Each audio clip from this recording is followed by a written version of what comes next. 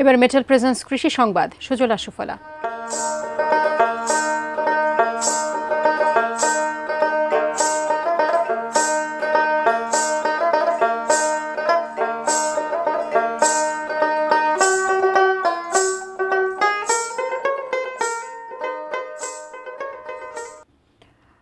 কোথাও দীর্ঘ খরার পর এখন কালবৈশাখী আর শিলাবৃষ্টির আশঙ্কা, ফলে বোরো ধান ঘরে তোলা নিয়ে উদ্বেগে কৃষকরা।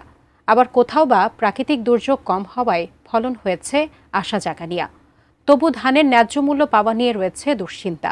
হবিগঞ্জ, লক্ষ্মীপুর ও মেহেরপুর থেকে প্রতিনিধিদের পাঠানো তথ্য ছবিতে ডেস্ক রিপোর্ট। হবিগঞ্জের হাওরে দুলছে কৃষকের কষ্টের সোনালী স্বপ্ন। এ ধানেই চলে সারা বছরের খোরাক। এই ধান বিক্রি করেই ছেলে মেয়েদের পড়াশোনা ও সংসার চলে এই অঞ্চলের কৃষকদের। তাই বাম্পার ফলন হলেও কালবৈশাখী আর শিলাবৃষ্টির চোখ রাঙানিতে শঙ্কায় কৃষক। এদিকে সরকার নির্ধারিত ধানের দাম না পাওয়ার অভিযোগ রয়েছে চাষিদের।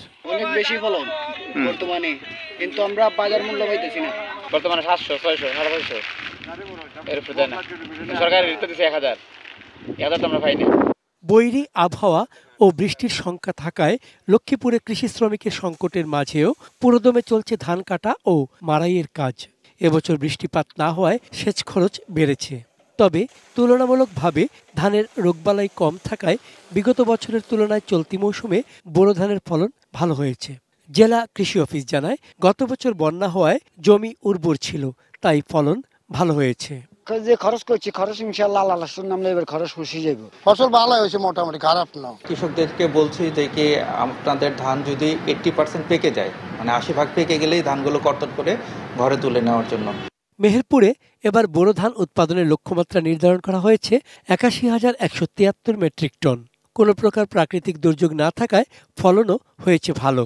তবে চাষিরা জানান, এবছর সার, কীটনাশক ও বীজের দাম ছিল বেশি। খরার জন্য দিতে হয়েছে সেচ, তাই লোকসানের আশঙ্কা তাদের। এক মন ধানের প্রতি ১২-১৩০০ টাকা খরচ এসে যাচ্ছে। তো আমরা এই ধানটা যদি ১৫ থেকে ১৬০০ টাকা মন বিক্রি করতে পারতাম, তাহলে আমাদের কৃষক মন করা ২০০-৩০০ টাকা লাভবান হতো। এইভাবে তাপমাত্রা থাকলে, নিয়ন্ত্রণে থাকলে আমাদের বোরো আবারটা ভালো হবে এবং আমাদের যে কাঙ্ক্ষিত ফলন চাষিরা পাবে এবং তারা লাভবান হবে। চন্দন পাল, ডেস্ক রিপোর্ট, এটিএন নিউজ।